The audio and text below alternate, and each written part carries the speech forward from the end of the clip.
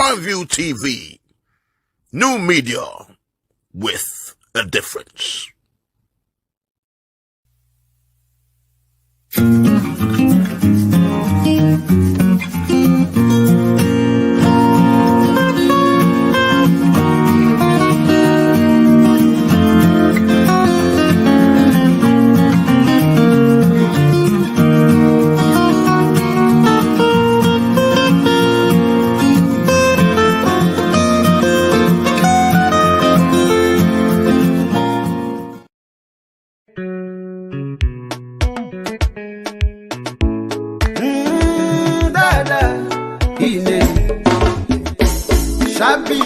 Mama biadobala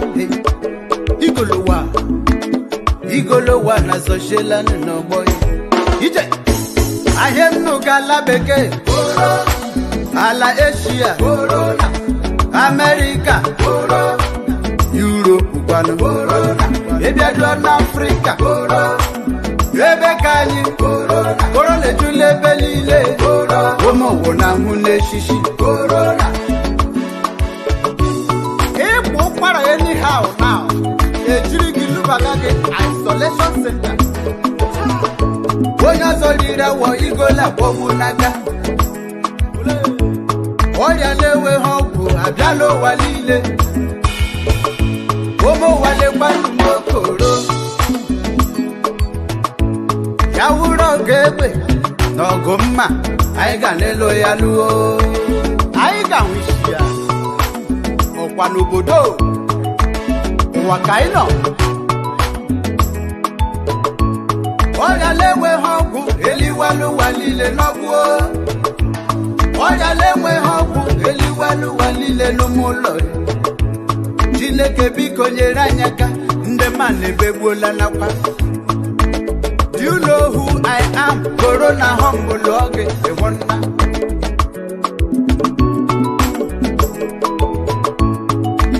Lezinolo, Wana Huma one day, oh my Kupani, Ndegan on a lockdown, in the church, Ndegan on a logo, and the jacket, Corona, Michelle, hello, one day, Nasha Hogoya, one day, Nashia, one day, Papa Manajo mashiha wonelu ahe uhe koro doge hubala no wamewe akemi kala kula alabu ye ba to go ku coronavirus wonya pada baja biliele gogie corona magba no nyuku o magba no nyentai. Hello. Welcome to Straight Talk. Let me please to go with coronavirus. Corona, Corona had us locked down for a while. And from lockdown to something we cannot escape. November 7, 2020.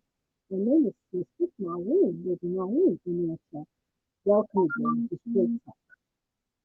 This evening, we are not talking about coronavirus. My guest this evening is the legendary Daddy Showkey. Daddy Showkey will be telling us a lot about his lifestyle, a bit about himself, a bit about everything surrounding him, and most importantly, his views and concerns about hashtag, NSAS, and police brutality in Nigeria. Tracy, can you please bring Daddy Showkey to the studio? Thank you. Daddy Showkey. Good evening, hello. sir. Hello. Good evening. Pardon me to address you as Daddy, not just Daddy Showkey, just as Daddy, if you don't mind. No problem. Thank you, anyone.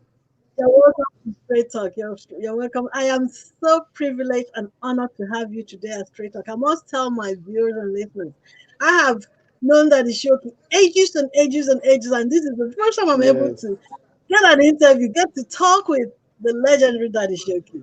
Thank you so much. I must have to tell you. Thank you, the great lady Marlene. Daddy, first off, before we go on, can I ask you just to tell us who is Daddy Showkey? How you get into the music industry and how long you have been there? Daddy Showkey is a man from Delta State, born in Ajegunle. Born in Ajegunle, I grew up in the streets. Oh my God, I know, I it's understand. NEPA. Paul, yes, Nepa. But you can be hearing my voice depending on We when you can bring hear the you, light. sir. We can hear you continue You until the understand? So I was born and brought up in Ajegunle, and I started my musical career in the streets of Ajegunle in the 70s, 1976 to be precise, as an wow. entertainer. I used to entertain people from street to street, market to market, and all over. That's the way I started. From there, I started as an acrobat. Mhm. So I I was lost my dad when I was like 8 years old in 1978, and I grew up with my mom. And I grew up in the streets of Ajegula. I never knew that my life is going to be like this, that I'm going to become somebody that the world is going to know and recognize one day. wow, fantastic. I must apologize on your behalf. Yeah, my viewers and listeners, that Shoki is not at home. He had to take extra mile to get grant me this interview. He's somewhere in a function. So In now for Benin, in Benin. you see that? No, I have to tell them before they took light in Daddy Shoki's house and there's no Yes. generator.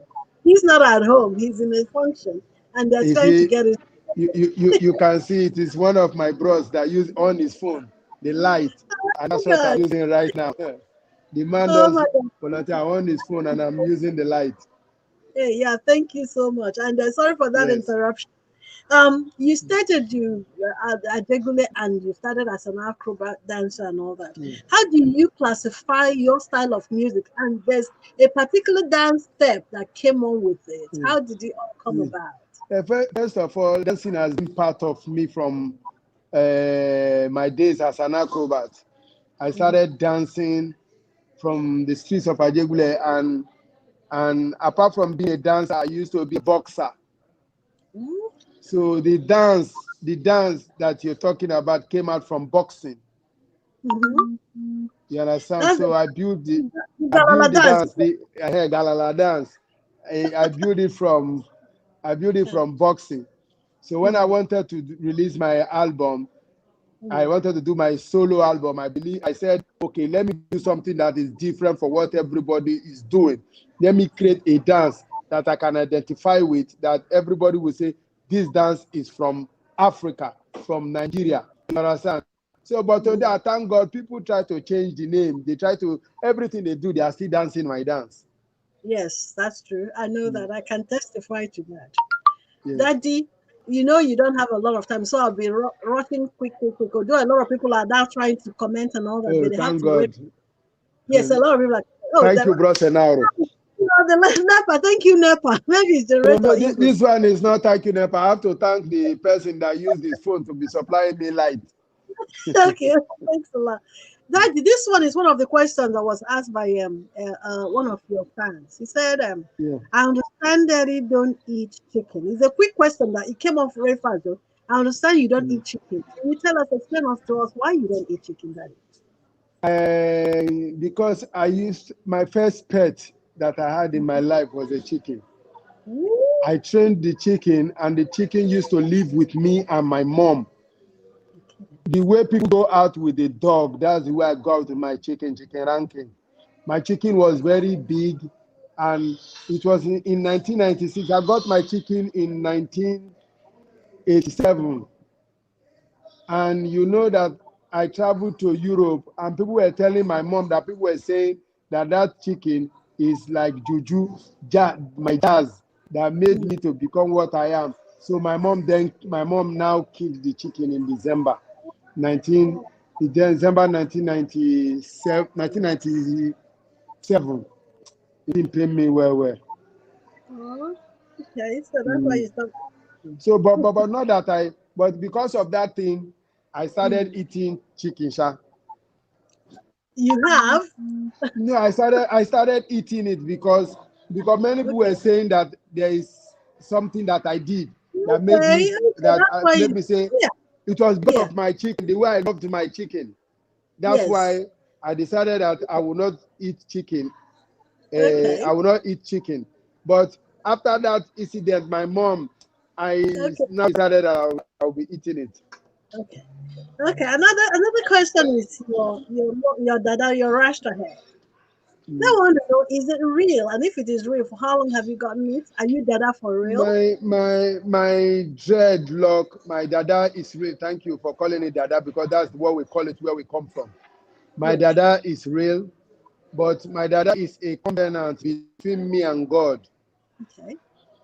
I told God, I said, Father God, if you make me to become successful in life, that I will not cut my hair anymore. I use it as a covenant that if you make me to move from ghetto to grace, I will not cut my hair. And God has won. God took me from nothing to something. You understand? So that's why Praise. I decided I won't cut my hair. It's not any, there's nothing because people used to read meaning with Hmm. to everything. I know. I know. Reading, talking about reading meaning to everything. You were in Germany for a very long time. There Yeah. were rumors that either you ran away from the country, or you went for treatment, or you went for. No. I was not in Germany. I was in Ireland. Okay, I was in Ireland. Okay, Ireland, yes. okay. So not this particular one. They said there was a time you went for treatment or something. No, okay, yes, I had spinal cord injury. Okay. I had a spine injury, so I was away for 3 years. I was in the hospital for 3 years, and that is Ooh, what made me stop singing. okay. You see, that's a very crucial information you just gave us there, and we Mm. didn't know. Oh my That gosh. was in 2007. I had a car accident. I run my car under a payloader that used to carry dust bin. Wow. Wow. So that was from where I sorry you your friend. There's a lot of people here, so you'll be hearing their voice at the No background. problem. No problem. Excuse me, please. I'm having an interview here, please. You understand? And So that okay, let me come down a bit because all this Oyibo too much. You grew up in Ajegunle, and don't worry, anyone are there, a balance, no kind. that's me. I know sabi that Turanchi a lot. So Madam Aline, don't worry yourself. Anyone where you there are there, no shaking. I beg you grew up in Ajegunle. What is it actually? You said yeah, you grew up in Ajegunle, lost your dad and all that. But what is Mm. it like growing up? Growing up in Ajegunle, and they used to call Ajegunle jungle city. I must tell you, this is a confession. I used to be so scared of Ajegunle. So I sure You that don't need to be. what is how you manage for that place. You know, like you sometimes sometimes when you say some things you used to tell me. Yes, You too, you have experience. In respect of how anybody is, you must have yes, your experience of life. My yes. growing up in Ajegule is something that molded my life to where I am today. You Wow, understand? fantastic. Growing up Mhm. in Ajegule was not easy because it's a land where they say no good thing can come out from, no good person can come out from. And God Exactly. just picked me and made Mhm. me to become what I am. And that's why every day I always celebrate my growing up in Ajegule. I Wow. always tell people that no matter where you are born, no matter Mm, where you grow, you can become mm. something unless you want to be something in That your is life. true. That is true. And That so is today, true. not that I'm telling people that Ajegule is better than where they come from, but Certain it places, is my yes. own experience of life. Because Mhm. when I finished my secondary school Mm, and I wanted to look for job, mm, I remember when I wrote the application, mm. they say I should write application for the job. Immediately they see number 2 Mbale in Ajegule Apapa, they say I Mm. steal dog. Are you kidding? And I cannot forget that experience in my life. They beat hell out of me. They took me to a police Are you station, serious? and immediately they took me there because they saw the address that I came from Ajegule. They just concluded that I was the person that stole the dog. But today, you see, today I thank God that I've changed the Mm, impression that people have about people that come from Ajegule. You understand? And today, a lot of successful footballers, a lot of successful Exactly. musicians, a lot of successful businessmen, people, doctors, people of different sectors of life come Yes. today. They can come out boldly and say they are from Ajegule. I beg, I clap for myself. I try. Of course, I clap for you too. I clap for you. Daddy, Daddy, okay, Yeah. let's get back. Let's now get down to the most serious matter. The answers. Yeah. I watched you on stage in Manchester. Yes. So people will be shocked. How come you're in Nigeria already? Because when this whole thing started about 2 3 weeks ago, you were here in Yeah. UK with, and you performed Yes. in you campaigned with them in Manchester. Yes, I What did. what do you think really happened? What happened? You see, let me tell you. Let me tell you. If it comes 100 times, I will take part. Mhm. Because people don't understand it is not about NSAS alone. It's Yes. about our life. Mhm. I told you that I grew up in Ademule. And Yes. I told you that I wrote an application for job. Mhm. Immediately they saw number 2 Mbale in Ajegule Apapa. They just said to me that I came there, that I stole a police dog, a German Shepherd. And by then I did not know what they call it. So every form of brutality, that is what I am against. You understand me? See, let me tell you, I've been hearing a lot of things where people talk about SARS. Yes. I grew up close to a police station. I can tell Mhm. you till date, a lot of children from my neighborhood are missing because the policemen arrested them, took them Yes. away. Till date, their parents cannot even go to the police station. I can tell you there's a child right now that has been missing since 2015. And this boy was a footballer that came back from travel. He bought a car. He's not a Yahoo boy. He's not a robber. This boy parked the car in front of their house in Ajegule. The policemen they took this boy away. Till date that I'm telling you, the father has gone to the police since 2015. Nobody can say this is where the boy is. So what are we talking about? I don't know if something does not happen to these big men in our country, their children. If something does not happen to them, it does not affect them. I've been seeing a lot of things that they are talking about. They value properties, they value money than people's life. So what are we talking about? In a country whereby if your parents are not politicians, you cannot be successful in life. If you go to every sector, you will see them, it is their children that is there. So what are we anywhere? And it pains me that I was not in Nigeria when that thing was going on. Yeah, I saw the videos you made in Instagram. Yeah, I noticed how emotional you were in those videos, because sometimes most of these stories, like this one you just told now, they're stories we heard. I never believed in this See, generation that see, things like that will see. be happening. I will never in my life encourage violence. I will never in my life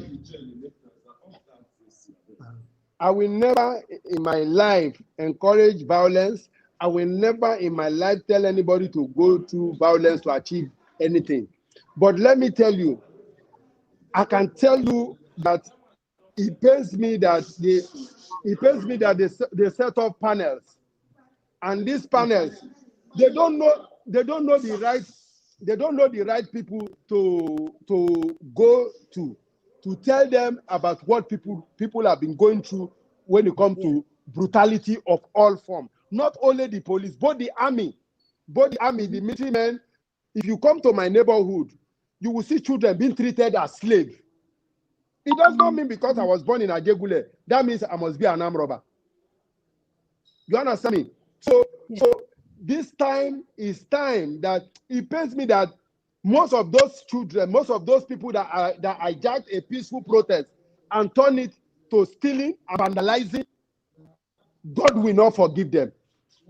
The ancestors of our land will not forgive them, because that protest was a peaceful protest all over the world. That takes me to the question I wanted to ask you. You're from Niger Delta, or should I say South South? Obibo. You see what's going on in Obibo. You said you used the word some people, those that hijacked the peaceful protest. I actually made a video too on that. It was a beautiful protest they were doing, which we all supported. First, I blamed the army for firing first. Put the Lekki massacre. I call it the Lekki shooting. But what's going on in Obibo now? Can it be justified? First of all, I will tell you that I have not heard anything about that thing that you're talking. I just came to Nigeria, and for 1 week I was inside my house. I've not gone out, and I don't discuss about something I don't know. Okay. You understand? And it was one guy that sent me message on Instagram. I was telling me that I should talk about what is going on in Rivers State. I said I did not know. I don't know what went on in Rivers State. You understand that I don't know what went on in Rivers State. Let's not discuss that. Can we talk about the palliatives? I played a small video by my homeboy there, Emily Igolo, on the coronavirus. During this coronavirus period, there was a series of lockdowns, and palliatives were given. It's okay. It's a comfortable interview we're doing. It's okay. We can sit hospital. Palliatives were given. And that's a legendary Showkey, so it's acceptable to do that. No, don't be offended. I came to my friend lost the dad, so I came for the burial. So I've been here for some days.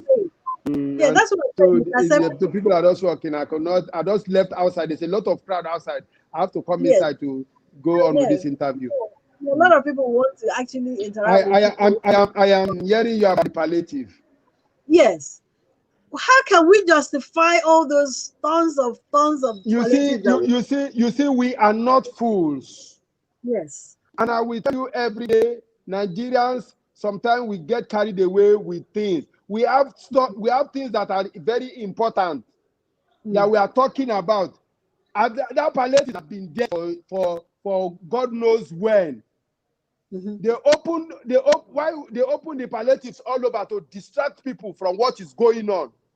Okay. I'm not a fool. I'm not a muguna. Okay. So that's your understanding to it. That is my view, and that is my own personal understanding, because I will tell you that they are just looking for things that will make people to take people away from what is going on. And then can you justify them keeping them and not sharing them when people need them? Do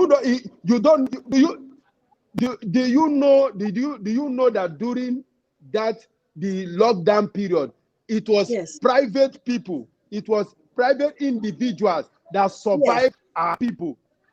Yes, all that's these true. palliatives, if these palliatives were there, they were hiding and keeping the palliatives from the people. So why it is now? So in short, they know what they did, but God will not forgive them. God will not. Okay, Daddy, we've known how the situation of Nigeria now. I'm still getting into Nigerian situation. We've known how Nigeria is, all this SARS and all that, NSARS and all that. Do you think at this point it's time to restructure Nigeria? Or do you think everybody should go their individual ways? Let me tell you. One thing that people don't know, the bad people in the East will be in the East. The bad people in the West will be in the West. The bad people in the South will be in the South. The bad people in the North will be in the North. True, I will tell you that we've gone into each other. So we should look for a way to restructure our country and for our country to be a good. Because even though everybody wants to go our own way. I will tell you, people, I stand with the truth. The same thing tomorrow, every street in every country every place that you define will become country. Because it will be very hard for you to separate when you say you want to separate by war. Unless we all come together and say, the way I want everybody should control his place, but the central, the government, the president should be on his own. Okay. You Okay. understand? So you believe in just restructure? We shouldn't separate. See, if you like if you separate, if everybody wants to go away, you will not believe that the people that are thinking they will be in control if they separate, they will not be there. Okay. Okay. Daddy, you seem to But be very upset. I believe there's a lot of things if we come together and forget the hatred, because there's a lot of hatred in the land. Yes. There's a lot of hatred in the land. Even I was in abroad for 8 months. I know the experience I saw within our people. We don't love ourselves. Exactly. We don't outside in the country. We always look at ourselves that okay, even like you doing this program, your fellow Igbo people will be bad-mouthing you. Exactly. You know us. I'm telling well. you the truth. So the same, You know no. See, not about I know you. I know that is the mentality of the average Nigerian. I want it to be good for me alone, not for my people. Well, I understand. That is fantastic. I understand well, but I understand you're very, very upset about bitter about what's going on in Nigeria. In as much as All you say over. we're not together, but what about in the entertainment industry? They played a big part in this NSAS, but there are rumors coming out now that some of them collected money to do this thing. Daddy, I don't understand what is really going on. See, let me tell you, a lot of entertainers will be blacklisted. Yes. Many of them will be set up, and now you will know that you as an entertainer will understand what that Showkey has been going through for years. Yes. You will know what it takes to come out and stand for the people. When you need the people, they will not be with you. You understand me? If they come out, they tell you that this person was giving money, let the person come out and defend himself. They can come and tell you that they have been giving me money. My dear, I'm an entertainer. If my enemy pay me to sing, I will sing. Exactly. If you are calling me to come and sing for the government, if you pay me money, I will sing for you. But that does not mean I will not tell you the truth when I want to tell you the truth. Yeah. You understand me? Now, this celebrity sins, people will be accusing them. You don't come out, you don't fight for the people. Now they come out, they stand for you. No matter anything happen, you should come out and stand for them too. Exactly. Daddy, we're almost coming down to the end of the show because we're cutting it down from an hour to 30 minutes. I just have two important questions. Two very important questions. Have you ever witnessed police brutality yourself? Yes, I have. Woo, Yes. can you tell us a little bit about it? I've told you that I grew up in the streets of Ajegule. You understand me? I grew up in the streets of Ajegule. And growing up in the streets of Ajegule, you cannot sleep in front of your house. A lot of my friends were taken away when I was like 18, 16. No, sorry, not 18, 16, 15. They were killed. They will tell you they are armed robbers. These are children in secondary school then, 1985. So I've told you that they took me to a police.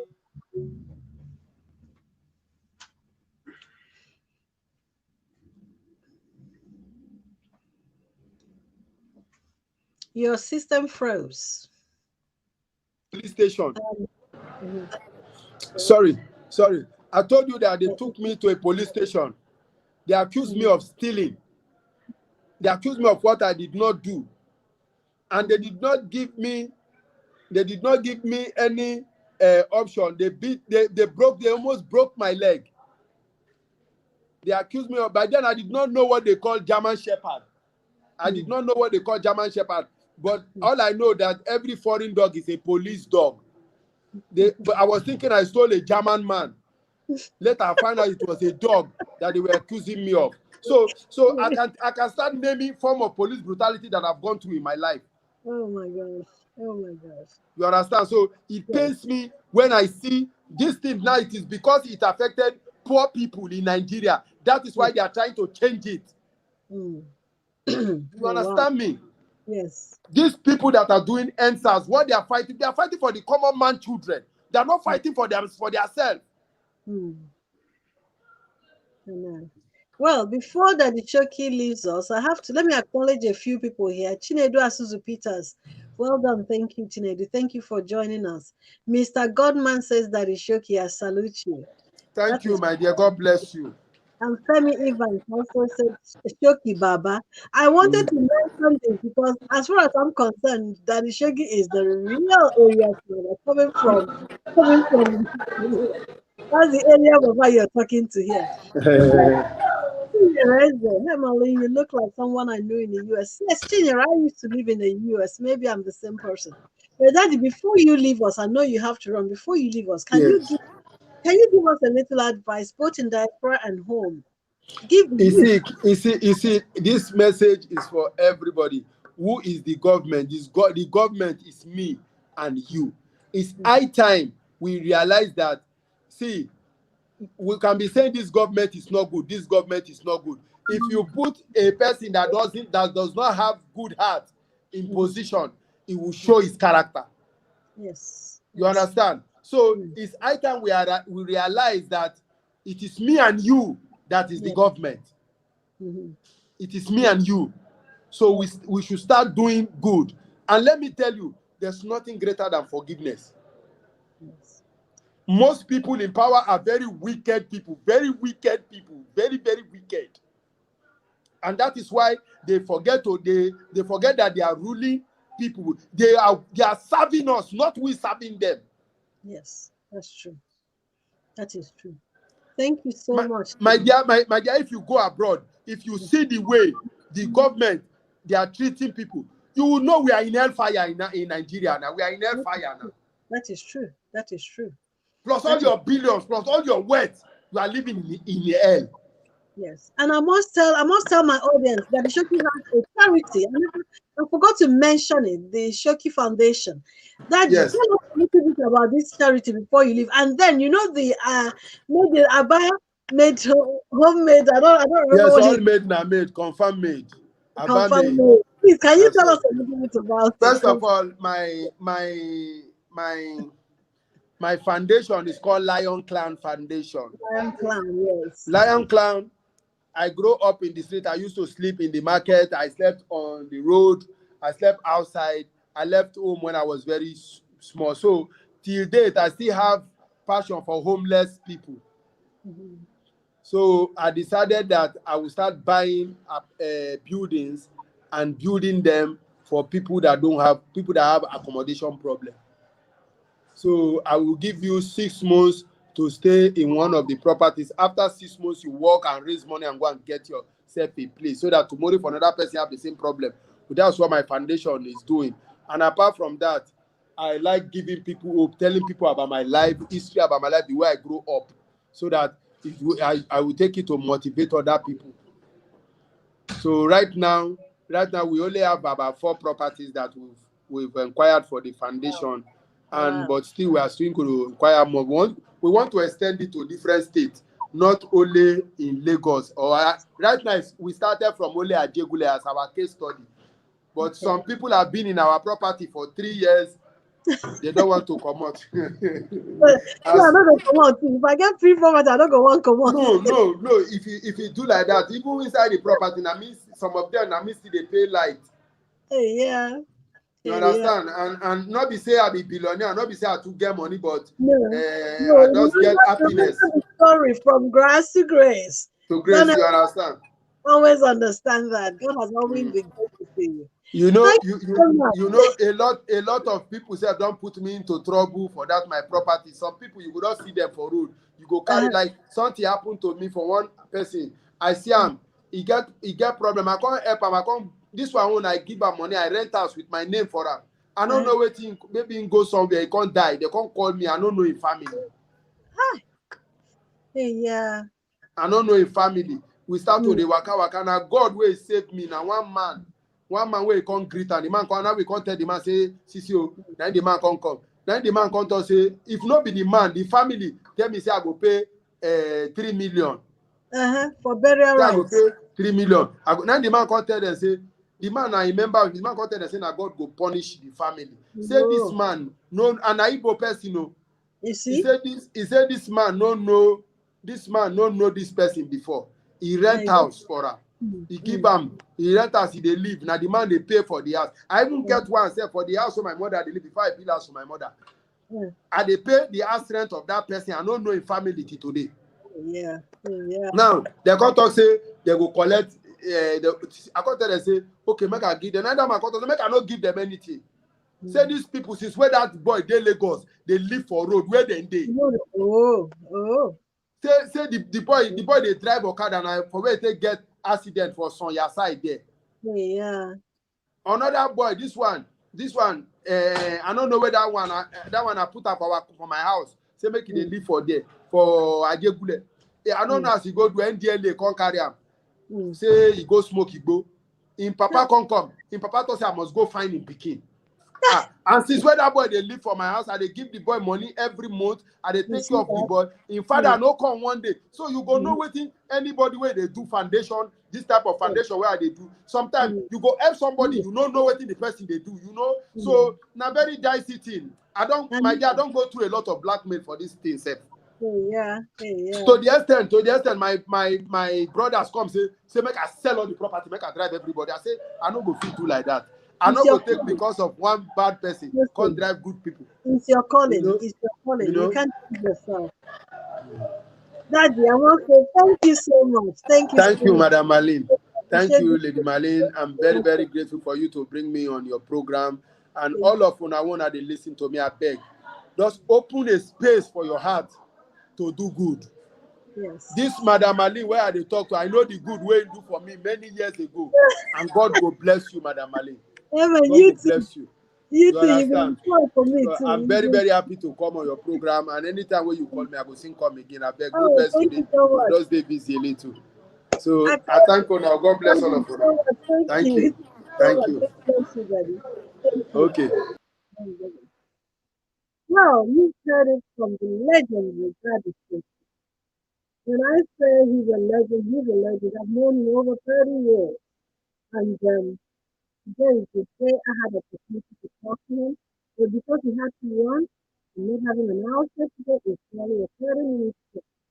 Remember to tune in, always watch Private Television. We have come a long way, and we have come to stay.